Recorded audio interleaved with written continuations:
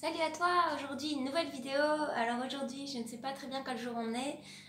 Une des conséquences de ce confinement, on perd un peu la notion du temps, on perd la notion de tout ce qui pouvait nous structurer avant. Et donc aujourd'hui j'ai envie de te faire cette vidéo pour te partager des choses peut-être un peu plus concrètes, peut-être plus te ramener au travail scolaire et aux obligations que tu dois mettre en place par rapport à l'école, mettre en place, pas par rapport à l'école, mais surtout par rapport à toi, pour te responsabiliser, pour te prendre en main, pour te structurer par rapport à cette période. Donc ce que je t'invite à faire, c'est vraiment mettre de la valeur sur ce confinement et voir ça comme un exercice. Alors tu peux avoir plein de challenges aujourd'hui dans ta vie, que ce soit, j'imagine, les conflits avec tes parents, avec tes frères et sœurs, le fait de plus voir tes amis, le fait de devoir travailler pour l'école, d'être seule comme ça doit vraiment pas être facile, mais c'est une expérience. Voilà, je pense que c'est une expérience pour tout le monde, plus ou moins facile selon les personnes. Et en tout cas, je te rappelle que tu es la seule personne qui puisse le transformer à l'intérieur. Et peu importe l'expérience qu'on vit à l'extérieur, de toute façon, c'est vraiment la façon dont on le vit, avec les émotions, avec les pensées, avec l'histoire qu'on se raconte, qui va avoir le plus d'impact et le plus d'importance. Donc je t'invite ici à voir ça comme une expérience, comme un jeu, et te dire, ok, qu'est-ce que je peux en tirer, qu'est-ce que je peux apprendre. Et donc le plus important, c'est que tu te structures par rapport à tes journées. Donc on a vu dans les premières vidéos que l'important c'était vraiment que tu sois dans un état de bien-être. Si tu veux commencer à évoluer, si tu veux aller vers ce qui est important pour toi, il faut que tu sois dans le bien-être. Sinon, si tu es dans le mal-être, ton corps il aura envie de se détruire, tu auras envie de te détruire, tu n'auras pas envie de partager, d'évoluer, de grandir, tu auras juste envie de te recroqueviller. Quand on n'est pas bien, les personnes qui sont dans le mal-être sont les personnes les plus égoïstes du monde finalement, parce qu'ils sont uniquement centrés sur leur propre malheur. Et donc si tu veux commencer à t'occuper des autres, t'as pas le choix que de toi-même être dans un niveau de bien-être qui fait que tu as envie de partager tout ça avec les autres. La deuxième chose, c'est le travail sur la confiance en soi et de savoir que tu gères, quoi qu'il arrive, tu as toujours géré, quoi qu'il arrive, tu t'es toujours relevé, même si tu as eu 150 échecs, 150 fois où tu es tombé. L'important, c'est vraiment qu'à chaque fois tu t'es relevé, à chaque fois tu es ton propre pilier finalement, tu peux grandir grâce à toi, tu peux t'accompagner, tu peux te faire confiance et faire confiance à la vie. La troisième chose, c'était la gratitude et donc le fait de pouvoir te sentir riche déjà ici et maintenant, peu importe ce qu'il arrive, peu importe les circonstances, savoir que la véritable de gratitude, elle se développe à l'intérieur et qu'au plus tu vas mettre ton attention sur ce qui fonctionne dans ta vie, sur ce que tu as déjà, au plus tu vas vraiment développer cette personnalité de gratitude. Alors jusqu'à un point extrême, se dire ok, j'ai de la gratitude même quand il m'arrive un truc vraiment difficile, j'ai de la gratitude quand on vole ma voiture, j'ai de la gratitude quand j'ai une maladie, j'ai de la gratitude quand je perds quelqu'un, parce qu'à chaque fois c'est ces épreuves là qui me font vraiment grandir. Et on grandit pas que avec des gens qui nous soutiennent, mais on grandit aussi avec des gens et des événements qui nous challenge et qui nous font du mal. Et donc ça c'est la condition humaine. Et après je pense que la véritable position de gratitude, c'est vraiment la position où quoi qu'il arrive, je peux dire merci. Alors ça veut pas dire qu'on est des bouddhas, hein. Je suis pas bouddha, je m'énerve, je me mets en colère, des fois je trouve que c'est injuste, des fois je trouve que voilà, je suis très triste ou peu importe, mais le truc c'est de ok, tu peux tomber dans l'émotion, évidemment on est des êtres humains, on va aller dans l'émotion, mais après combien de temps je vais mettre pour voir le cadeau caché de cette situation, combien de temps je vais mettre pour me relever et voir à quel point cette situation, aussi dramatique et douloureuse qu'elle a été, à quel point elle m'a fait grandir. Donc le truc c'est vraiment ça.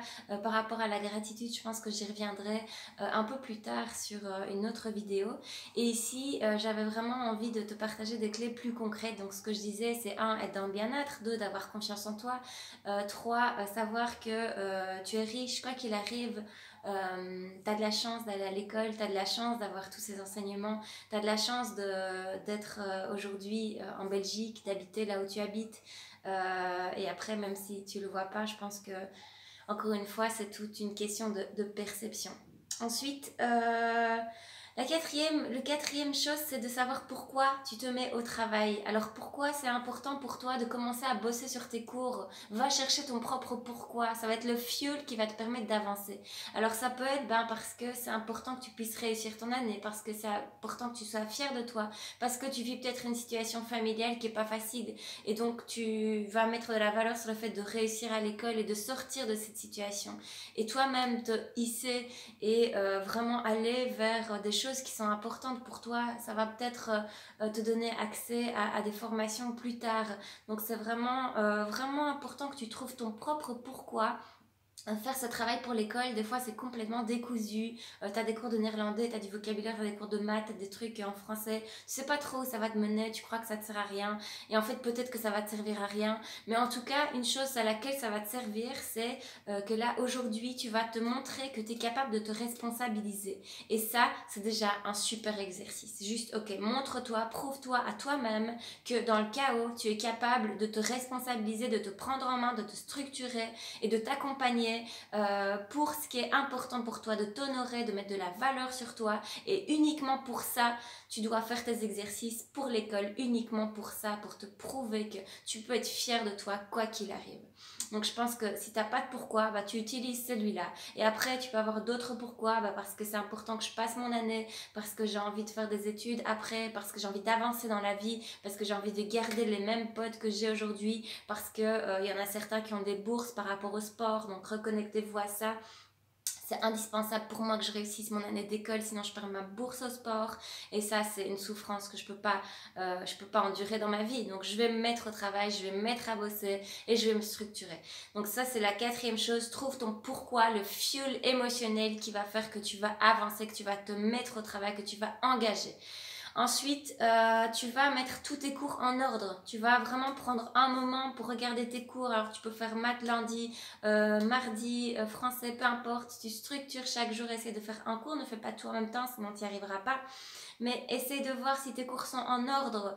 Vois avec un ami, appelle ton prof, vois s'il y a des choses que tu comprends pas, s'il n'y a pas de faute dans ton cours. Donc ça, c'est vraiment super important que tu puisses faire ça. Ensuite, je t'invite à ranger ton bureau, à ranger ta chambre. Tu vas vraiment en profiter. Ce que tu peux faire, c'est vraiment dégager ton bureau et avoir le moins de distractions possible, le moins de choses possibles qui vont t'empêcher d'étudier. Tu peux mettre une petite plante verte que tu pourras enlever pendant la nuit. Tu peux vraiment essayer de limiter les écrans, essaye de mettre la lumière du jour, essaye de ne pas avoir plein de fringues partout qui traînent. Et si c'est le cas, je t'invite à faire un tri dans tes vêtements. Donc comment tu peux faire? Tu vas simplement prendre tes vêtements contre toi et en moins d'une seconde, tu sauras si ce vêtement, tu dois le garder ou pas. Voilà, tu peux faire 2 tas et donc tu donnes tout ce que tu ne gardes pas et tout ce que tu gardes, tu vas les réorganiser dans ton armoire et tu vas peut-être redécouvrir des vieux vêtements. Et l'idée, c'est vraiment de plus dépenser d'argent dans cette période et d'arriver à faire des récup. Tu peux organiser plus tard avec tes copines des soirées d'échange de fringues notamment. Et voilà, tu peux vraiment en profiter pour mettre ta chambre au propre. C'est vraiment super important pour te créer un environnement d'études favorable parce que notre environnement externe, c'est le reflet de comment on se sent à l'intérieur. Donc si tu as un environnement externe où c'est crade, c'est un bordel, tu ne sauras pas te mettre à étudier, ce ne sera pas clair dans ta tête, c'est pas possible. Donc vraiment, range ta chambre, range ton bureau, ordonne tes cours. Ensuite, tu vas faire une liste. De tout ce que tu dois faire le matin. Donc la première chose, quand tu te lèves le matin, tu fais ta liste. Tu ne démarres pas ta journée avant d'avoir fait ta liste. Alors première chose sur ta liste, travailler, je sais pas, voir ton système de valeurs, ta confiance en toi, ton niveau de bien-être et te dire ok, je veux pas commencer ma journée tant que je me sens pas juste un tout petit peu mieux. Et voir que en fait par rapport à cet exercice, le but c'est que de te rendre compte que c'est toi qui détermine et c'est toi qui es le maître de ton état interne. Et vraiment, même si tu gagnes 0,1 point sur 10, c'est déjà ce point de gagner. Et je t'invite vraiment à faire l'exercice. Donc ta liste, première chose, ok, augmenter mon niveau de bien-être, travailler un peu ma confiance en moi. Ensuite, je sais pas, faire mes devoirs de maths, les devoirs de sciences. aller faire du jogging à l'extérieur, mets-toi une petite activité créative peut-être, alors que ce soit faire de la musique, faire du dessin, du tricot, du coloriage, peu importe, tu fais ce que tu veux, mais essaie d'intégrer une activité créative dans ta journée, pas trop d'écran.